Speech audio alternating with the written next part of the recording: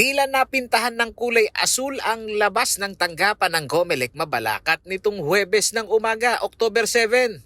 Makikita ito mula sa mga t-shirt ng mga supporters, banderitas at iba't ibang tarpaulin na nagpapakita ng suporta sa paghain ng Certificate of Candidacy ni Mabalacat City Mayor Chris Garbo. Anya, ang paglabas ng kanyang mga taga-suporta ay hindi umano inasahan. I was shocked, no? Talaga pong nasurpresa. Hindi ko po inakala na gano'n, na overwhelming ang mga tao po. We don't know that. Hindi ko po anticipated yan because meron po tayong protocols na sinusunod. But what can I do? Sa kanyang re-election bid, matunog rin ang usapan na muling magbabalik sa politika sa Mabalacat si dating Mayor Marino Boking Morales, ang longest sitting mayor na naupo sa pwesto sa loob ng 22 taon.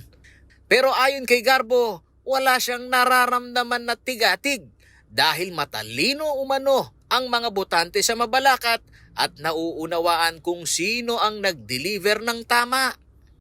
Yung sa akin po, wala naman akong sasabihin pa eh. Because my platform of government have already been delivered to the people. Na-deliver na po eh. Ang tanungin po natin dito, sila. They have already served the people.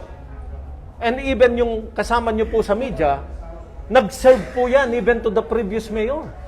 Ang mga katagang binitawan naman ni Liga ng mga Barangay President at Konsehala Marjorie Morales Sambo ang gumarantiya na higit sa kadugo o laman ang pananaw sa pangungobyerno ng City Council slate ni Garbo ay nasa tamang direksyon. Dito inamin ni Morales Sambo na nag-usap silang mag-ama at tumangging sumama sa liderato ng gustong magbalik na alkalde. Nag-usap muna kami na kung maaari tingnan muna niya.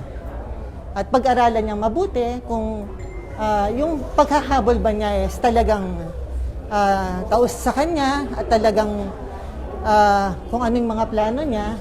At nakikita naman natin, ngayon nandito ako sa Team MCG dahil hindi ko nakita ko na mas maganda kung nandito ako. Dahil dito posibleng maging 3 ang kandidato sa mayoral race sa Mabalacat na isa sa pinakamayamang lungsod sa Pampanga. Sakop nito ang 90% ng industrial zone ng Clark. Tanging si Deng Pangilinan, isang broadcaster, ang bagong muka na kandidato na independent. Inaalam pa ng news team kung anong partido politikal ni Mayor Boking Morales na base sa inisyal na impormasyon ay baka maghain ng kandidatura sa huling araw ng COC. Paolo G. Santos, CLTV News.